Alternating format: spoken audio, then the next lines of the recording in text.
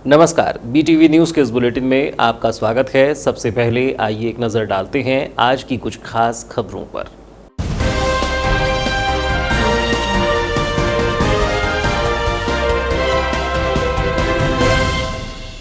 Madhya Pradesh Congress committee के उपाध्यक्ष एवं बालाघाट प्रभारी गंगा प्रसाद तिवारी का हुआ बालाघाट आगमन। जिला कांग्रेस कार्यालय में जिला कांग्रेस पदाधिकारियों की ली बैठक। कांग्रेस में नई ऊर्जा का संचार करने बालाघाट पहुंचे गंगा प्रसाद तिवारी। छात्रों को परिणाम का बेसब्री से इंतजार। High school, higher secondary, CBSE का आएगा रिजल्ट। अंक सूची तैयार करने विभाग ने भेजी जानकारी। रिजल्ट के लिए संकायवार विषयों की मैपिंग। तेल कंपनियों ने बढ़ाए LPG गैस के दाम। 25 रुपये दाम बढ़ने से बिगड़ेगा घरों का बजट। व्यावसायिक सिलेंडर के दामों में भी हुआ इजाफा। मूल्य वृद्धि और महंगाई ने तोड़ी आम आदमी की कमर। और अब समाचार विस्तार से। समाचार के इस बुलेटिन के साथ मैं हूं महेंद्र अमूले। कोरोना संक्रमण की दूसरी लहर के भयावह प्रभाव के बाद परीक्षाओं पर इसका गहरा असर पड़ा है। मध्य प्रदेश स्कूल शिक्षा विभाग, माध्यमिक शिक्षा मंडल और CBSE के छात्रों को अब रिजल्ट का इंतजार है। परिणामों को लेकर शिक्षा विभाग ने पैमाना तय कर रखा है और इसके आधार पर रिजल्ट जल्द सामने आएगा।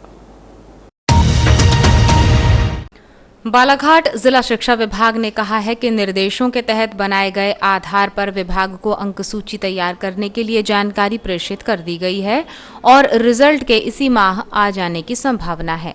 माध्यमिक शिक्षा मंडल भोपाल द्वारा 10वीं हाई स्कूल परीक्षा के परिणामों के लिए वर्ष 2021 में अध्ययनरत छात्रों की प्रायोगिक आंतरिक परीक्षा की समस्त OMR के लिए निर्देशित किया गया था, जिसमें अंक प्रेषण की तिथि जबलपुर संभाग के लिए 19 जून थी। जिला स्तर से जारी सभी निर्देशों के तहत शिक्षा मंडल को अंक सूची तैयार करने के लिए जानकारी भेज दी गई है। उसी प्रकार माध्यमिक शिक्षा मंडल ने 12वीं के परीक्षा सत्र 2021 का परिणाम तैयार करने की विस्तृत कार्य योजना जारी कर दी है।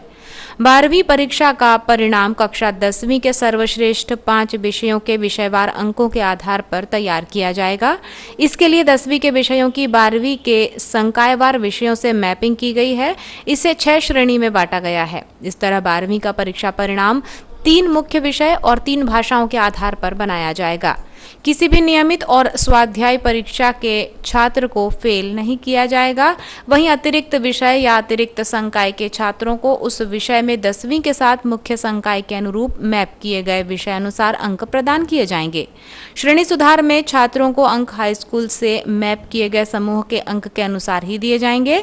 इसके साथ ही जिला शिक्षा विभाग को जारी निर्देशों में अंकों के संबंध में विस्तृत निर्देश हैं, जिसमें उल्लेख है कि यदि कोई छात्र अपने प्राप्तांक से असंतुष्ट रहता है तो कोविड-19 संकट काल की समाप्ति उपरांत राज्य शासन की अनुमति से आयोजित होने वाली परीक्षा में भाग ले सकेगा।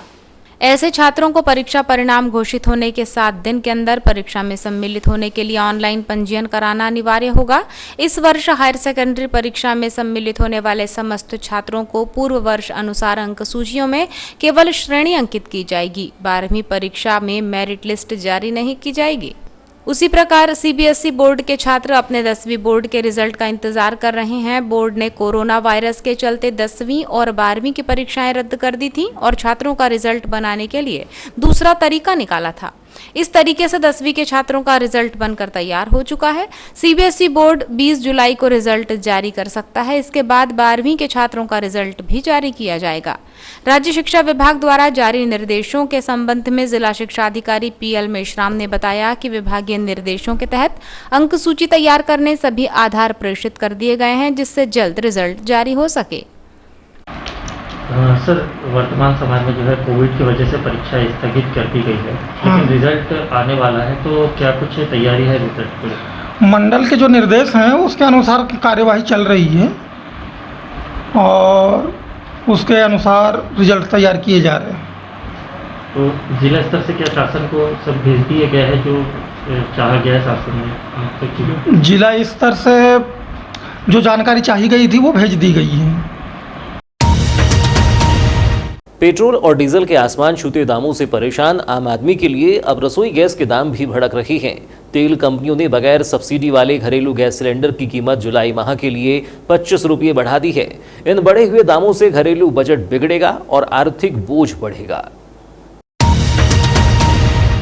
तेल कंपनियों के बगैर सब्सिडी वाले घरेलू एलपीजी सिलेंडर की कीमत में एक बार फिर इजाफा हुआ है। जुलाई में तेल कंपनियों ने घरेलू गैस सिलेंडरों की कीमत में 25 रुपये की बढ़ोतरी का फैसला लिया है और ये बढ़े हुए दाम लागू हो गए हैं। जुलाई माह के लिए अब घरेलू गैस सिलेंडर 858 रुपये 50 पैसे और 17 केजी कमर्शियल सिलेंडर 1750 रुपये 50 पैसे में मिलेगा, जबकि 5 केजी सिलेंडर की कीमत भी अब 318 रुपये हो गई है। इससे पहले तेल कंपनियों ने अप्रैल माह में गैस सिलेंडर 10 रुपये सस्ते किए थे, लेकिन फिर इसके बाद मई जून में कीमत में कोई बदलाव नहीं हुआ और अब जुलाई माह में एक साथ 25 रुपये बढ़ जाने से गृहिणियों के माथे पर चिंता की लकीरें हैं। इस मूल्य वृद्धि से घरों का बजट बिगड़ना तय है। बीते कुछ वर्षों की बात की जाए तो घरेलू और व्यावसायिक गैस सिलेंडर में बेतहाशा बढ़ोतरी हुई है। जहां आम आदमी परेशान है, वहीं कमर्शियल सिलेंडर का उपयोग करने वाले होटल संचालक, चाय दुकानदार, चौपाटी व्यवसायी भी बढ़े हुए दामों को लेकर चिंता में हैं और खाद्य सामग्रियों के दाम भी बढ़ने की तैयारी में हैं। बीते जून माह की बात की जाए तो 14 केजी का बिना सब्सिडी वाला एलपीजी सिलेंडर 833 रुपये, 19 केजी कमर्शियल सिलेंडर 1674 रुपये और 5 केजी वाला सिलेंडर 309 रुपये का था, जिसमें अब जुलाई माह में बढ़ोतरी होकर 14 केजी का सिलेंडर 25 रुपये, 19 केजी कमर्शियल सिलेंडर 84 रुपये और 5 केजी का सिलेंडर 9 रुपये महंगा हो गया है। जिले के कृषक अब खेतों की ओर बने हुए हैं और खेतों में फसल की नर्सरी तैयार हो रही है।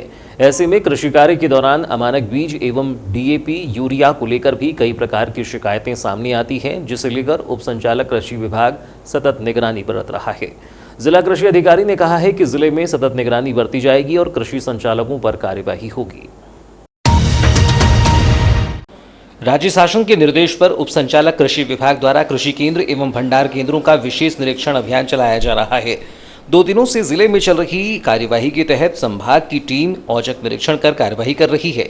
इस कार्यवाही का भय कृषि केंद्र संचालकों में दिखाई दे रहा है और कार्यवाही से बचने दुकानें बंद रख रही हैं। बीते दिनों कृषि विभाग के विशेष दस्ते ने अभियान को गति दी है और यह अभियान जिले भर में प्रारंभ कर दिया गया है, जिसमें जिले के कृषि केंद्रों पर निगरानी बरती जा रही है और कृषकों को समस्या होने या फिर शिकायत के आधार पर विभागीय जांच भी चल रही है। बीते दिनों विशेष दस्ते ने बालाघाट शहर के इतवारीगंज बाजार के कृषि केंद्रों एवं भंडार गृहों में पहुंचकर स्टॉक की जांच की और सामग्री का निरीक्षण किया। जांच दल के सामने यह परेशानी रही कि अधिकांश कृषि केंद्र संचालक कार्यवाही से बचने के लिए दुकानों को बंद रख रही हैं। इसलिए जांच टीम द्वारा ऐसे दुकानों के सामने आदेश भी चस्पा की कार्यवाही की गई ताकि उन्हें तलब किया जा सके और दुकानों का निरीक्षण कर वस्तु स्थिति का पता लगाया जा सके। कृषि उप संचालक CR गौर ने बताया कि जिले भर में लगातार कृषि केंद्रों पर निगरानी बरती जा रही है। संभागीय दस्ते के साथ ही जिला कृषि विभाग का दल भी जांच की कार्यवाही कर रहा है और डीएपी, खाद, यूरिया के साथ ही बीज के नमूने भी लिए जा रहे हैं। अगर कोई कृषि केंद्र संचालक अमानक नमूने विक्रय करता है तो उस पर विभागीय नियमों के तहत कार्यवाही की जाएगी। उसके लिए हमने उन्होंने सैंपल लिए हुए हैं और इसके अलावा भी हमारे विभाग जिला स्तर से भी हमने टीम बनाई हुई थी और संभाग स्तर से भी टीम बनी हुई है जो कि निरीक्षण करते हैं समय पे। और जो हमको लक्ष्य मिला था बीज का, फर्टिलाइज़र का और इंसेक्टिसाइड का नमूने लेने का, वो नमूने हमने लेके प्रयोगशाला में भेज दिए हैं। अब उसके परिणाम हमारे अपेक्षित हैं। अभी जो दल आया था, संभाग स्तरीय दल जो आया था, उसने भी कुछ सैंपल लिए हुए हैं, वो भी हमने प्रयोगशाला को परीक्षण के लिए भिजवा दिए। अब परीक्षण के बाद वहाँ से जो रिजल्ट आएगा उसके बाद में जो भी कार्रवाई करना होगा एज पर बीज अधिनियम के तहत या उर्वरक अधिनियम के तहत, कंट्रोल ऑर्डर के तहत जो भी हमारे उसमें आता है, अगर अमानक मिलता है तो उस पर कार्रवाई होगी और अमानक नहीं है, अगर मानक मिलता है तो फिर उस पर कोई कार्रवाई नहीं होगी। देवास जिले के नेमावर क्षेत्र में जनजातीय परिवार के 5 सदस्यों की हत्या व बलात्कार कर दफनाने के विरुद्ध में निष्पक्ष जांच हेतु मध्य प्रदेश आदिवासी विकास परिषद बालाघाट और गोंडवाना स्टूडेंट्स यूनियन बालाघाट द्वारा 2 जून को कलेक्टर बालाघाट को ज्ञापन सौंपकर न्याय की मांग करते हुए आरोपियों पर तत्काल कार्यवाही की मांग की गई।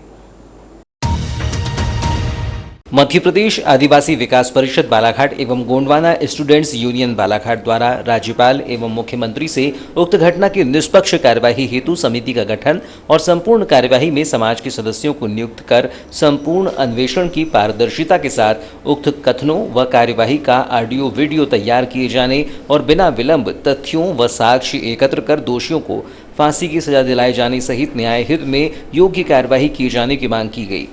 इस दौरान आदिवासी विकास परिषद के जिलाध्यक्ष दिनेश धुर्वे ने कहा कि देवास जिले के नेमावर क्षेत्र में जनजातीय परिवार के 5 सदस्यों की हत्या व बलात्कार कर दफनाने का कार्य किया गया है, जो कि जघन्य अपराध है, जिसको लेकर आज मांग की गई है कि इस जघन्य अपराध के मुख्य आरोपियों को गिरफ्तार कर तत्काल फांसी दी जाए। साथ ही इस पूरे मामले की सीबीआई से जांच की जाए व पीड़ित परिवार की सुरक्षा एवं परिवार के सदस्यों को शासकीय नौकरी प्रदान की जाए। के लिए बहुत निंदनीय है कि हमारे मुख्यमंत्री शिवराज सिंह चौहान जी हैं, जिनके मध्य प्रदेश में सरकार चल रही है और पूरे मध्य प्रदेश में ऐसी घटना जिसके कारण पूरा आदिवासी समाज आक्रोशित है।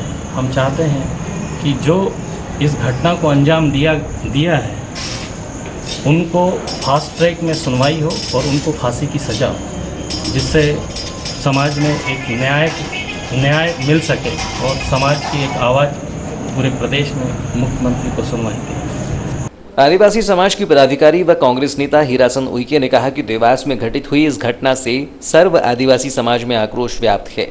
इस घटना की जितनी भी निंदा की जाए उतनी कम है। जनजातीय समुदाय में व्याप्त असुरक्षा की भावना को देखते हुए निष्पक्ष जांच की मांग की गई है। ये आज हर जिले से सभी आदिवासी संगठन ने ज्ञापन से कलेक्टर के माध्यम से राज्यपाल और राष्ट्रपति को ज्ञापन दिए